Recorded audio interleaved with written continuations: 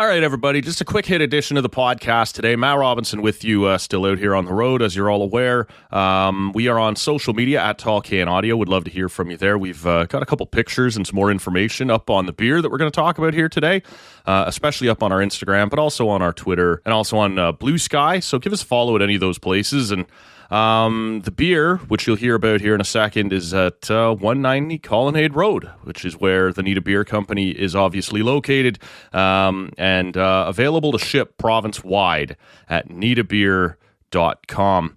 We're just going to get right into this here. This was actually recorded just, a few minutes before people started arriving to the brewery on Saturday, where we had that sort of beer unveil party / 10th anniversary celebration with some friends of the show there that we've talked about here earlier in the week that we don't need to get into again. But with that in mind, I didn't have time to really bring the full portable setup, right? And, be taking mics up and down and putting them up in the brewery. Neither did Andy. He's a busy guy, and we were happy that he showed up for the party. But didn't want to be tying him into a big, long interview like we often do. No doubt we'll get him back in studio for that. But so this was just, it'll sound a little different than usual.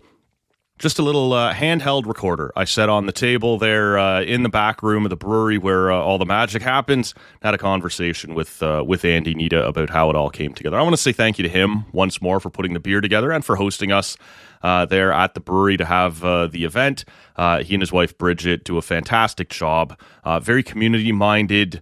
Obviously, we've talked before in the past about the blood drive, Friends of Craft Beer blood drive, the craft beer advent calendar, all these things that they kind of initiate and like to get started. Very community-minded people. So great friends of the show, great friends of mine. Was awesome to see them and awesome to talk to Andy here briefly just about how the beer came together. A dark IPA. It's not the most common craft beer in the world, but as guys who like IPAs and guys who like dark beers, it seemed appropriate here, even if it is kicking around at 10%. With all that out of the way, we'll just get right to it here. Our quick chat with Andy Nita from last Saturday over at the brewery about what went into the beautiful Bytown Black IPA, brewed in collaboration with the Nita Beer Company to celebrate Tall Can Audio's 10th anniversary. All right, we're back in here. This is actually the second time we've recorded in here. We were in the back room where all the magic happens at the Nita Beer Company with our friend Andy Nita. What's happening, man? Hey, I was just cleaning up so that you wouldn't have to shoot a podcast in a dump for all your audience listening. Yes, for the listening audience. They take this very seriously. You had us in here once, maybe a year and a half ago, 2.5 years ago now, for just before Oktoberfest. Michaela Schreider was with me, and we brought a much nicer setup. She's a pro. She doesn't work with the simple setup here, so we had to bring the full thing for her. But no, we'll do it raw and dirty here. I don't know that I love the way I phrased that, but we're going to live with it. Before we get into exactly what we're doing, we are here to talk, though, about a beer. You have, we've been teasing this on the podcast. You have brewed up in, I'll call it collaboration, but really we just told you what we like and you went to work on it for us. A beer to celebrate the 10th anniversary of the Tall Can Audio podcast. It is called the beautiful Bytown Black IPA, clocking in at 10%, appropriately so. A solid 10%. A solid 10%. Maybe we didn't hit the number exactly, but just to give people some sort of idea of how... Sure. It's a beefy beer. What the legality is of what you print on a label in terms of your ABV. Because this is an extra strong beer, we're allowed up to 2% plus or minus deviation. So it could be a little higher, could be a little lower. Oh, it's a little higher. Okay. Well, we're going to call it 10 because we're celebrating 10 years. It's also the 10th anniversary of the Nita Beer Company, I believe. Absolutely. Yeah. So we had our anniversary January 30th. Okay. So nice. So, we had sort of talked about doing this a while ago, and, you had suggested maybe we brew something up, and we're not ones to walk away from an idea like that. So Rob and I sort of kicked around a couple of styles that we like, and on the show, we often really get into dark beers. We like the stouts, like the porters, like the dark IPAs, but that's not for everybody. And, we also like kind of those extra bitter, extra hazy IPAs, and sometimes that's not for everybody. And so my thought was, knowing nothing about beer science, Andy, maybe having a dark IPA, would make the IPA part just a little less bitter because it's going to have more malt to it, right? More sweetness to it or whatever, and it wouldn't be quite as harsh or whatever term you would want to use that turns other people off the stout. I have no idea what the problem is, but when we take it that step forward and end up at 10%, I don't know that we met the approachable thing, but we have landed at something delicious here. Tell us about the beer. Yeah, so we've gotten some feedback from the regulars already, who are, the majority of them are beer aficionados. Mm-hmm. And I think there's some consensus in that this beer drinks very, very easy. Yeah. For a beer that's 10% plus. Problematically easy for a beer this high in ABV. Yeah, it's very, very smooth. It's very balanced. So this being sort of a concoction I came up with, watching some hockey during the playoffs and getting drunk. Thinking those Leafs are getting crushed again. Matt needs a strong beer. He's going to need something good here. But trying to keep it as approachable as possible in terms of, let's say, what you get in terms of your flavors and mouthfeel and all the rest. And I opted for engineering this one to be as light as body as possible. Because a lot of times when people look at something that's dark or like black, and this is a very black beer, they tend to assume that, it's going to be really heavy. Thick and, yes. So I wanted to, confound expectations? Absolutely. Yeah. And so I brewed this one very similar to the brewed IPA in that we used some enzymes to break down a lot of the long chain sugars so that they would get converted into alcohol. So the nice thing about that is we put less grains in to get more alcohol because we basically burn through all the grains that we put into this. So the mouthfeel on this is very, very light. I was careful not to overcarb this beer so that's too effervescent because we wanted to have some body on the beer but just keep it very, very light. Sure. The flavor profile, I didn't go really heavy on the front end hops because for IPAs generally you want a little bit more of assertive bitterness. Yeah. But I decided with this one because I wasn't sure what kind of char or astringency I would get with some of the darker hops. That I said, you know what, we won't really do a big hop charge at the beginning of the brew. We'll just save all the hops for the tail end for more of the flavor addition rather than the bitterness. And I mean, when we, there's a lot of people that are coming in here that are big, big beer drinkers. And they're shocked at how easy drinking it is. There's been some accusations that this might be better than a lot of other big beers in Ottawa. When I was in here the other day to sample it and you let me have a try at it here, and it was, I said to Rob afterwards when I texted him, I said, this is a problem beer, right? At 10%, you need to be reminded now and then that it's a 10%. There's no such reminder coming. This is just an easy drinking, smooth beer that is available now at the Nita Beer Company. It went live on the POS this morning. Okay. Right after I took some photographs of it. And Sweet. You'll be able to find those on their social medias at Nita Beer Co. or just Nita Beer on Instagram. I can't remember now. It'll be in the show notes. Yeah, Instagram for right now, don't bother going there. Oh, yeah, we've been hacked and we don't even have access to our own site yet. So visit us on Facebook. And if Andy's so kind as to share his photos, we'll put them up on ours as well at Tall Can Audio.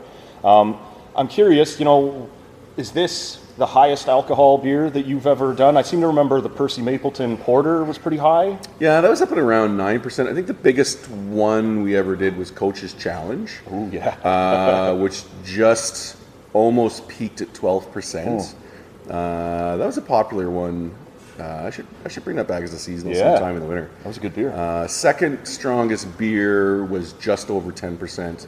Was that was a black IPA called Luda. I don't think I tried that one. Yeah, and originally I was going to roll back to that recipe and give it a reboot, but this one I thought, because you're a special fella. Thank you, man. I didn't recycle anything. We just went right from scratch. And all Canadian ingredients? Yeah, so I worked on that this morning, so that'll be published just later when I do a post about the beer. Okay. This beer, I believe, is 88% Canadian content. Nice. There's a little bit of German. Yeah. a little bit of English, and a little bit of French. Okay. As long as we kept our elbows up to the border, that's all. That's it. Yeah. That's it. There's, once again, zero American content in our beers. And zero in our shows. What did you guys do to mark your 10th anniversary here around the brewery? We had tacos. Nice. Okay. We introduced a new menu item. Yeah. And we decided to do, I can't remember if it was 2 or 3 tacos for $10. It's a good deal. Yeah, and the tacos are still on the menu, and Yeah. they're very popular. Nice. Yeah. It's, for us, we didn't want to blow anything up too big. Like, we just did kind of a standard episode where we navel gazed a little bit, some of our own history, in which I wanted to bring this up with you. You featured prominently. The first week we tried to do any guests have any kind of event week was Grey Cup Week 2017 here in Ottawa. And you were kind enough to hook up the podcast with beers for all our guests that week. We were going to have different people in studio and coming around. And you were going to be our first guest of the week on Monday night. And then you stuck around with me and Rob until well after midnight. And you had to text me the next morning, go by the brewery, and I've told whatever his name was working the counter at the time, you'll be by to replenish everything we drank. All the stuff that was supposed to last for the week, we put a hurting on the very first night. So you were good enough to help us restock. But that was the first time I can remember, I'd met you a time or two in here coming in to buy stuff, but that was the first time you had been into the old smaller studio and been on the show. And man, you've been back pretty regularly ever since. We've been doing the calendar stuff. We've been doing Oktoberfest stuff. It's been fun, man. Yeah, shenanigans. Yes. I like shenanigans. I like people who like to have shenanigans. So once more about the beer, it is I should also get into the name, although it's fairly synonymous to anyone who listens to the pod. I open probably 95% of the podcasts, and a lot of people will tell me it's not actually a good thing, it's not charming, it's just a crutch. You don't know any other way to open the show, but I'm going to say it's intentional. I always say welcome inside the TCA studio in beautiful Bytown, Canada. So when we were kicking around names for the beer, we sort of thought, a little alliteration, a little whatever, we could go with the beautiful Bytown Black IPA, and that's what we got here now, available at the Nita Beer Company at 190 Colonnade Road. I'm really happy with how it turned out, other than a couple of ideas at the beginning. That's the extent of my involvement in it. Andy went to work, the evil genius, for us.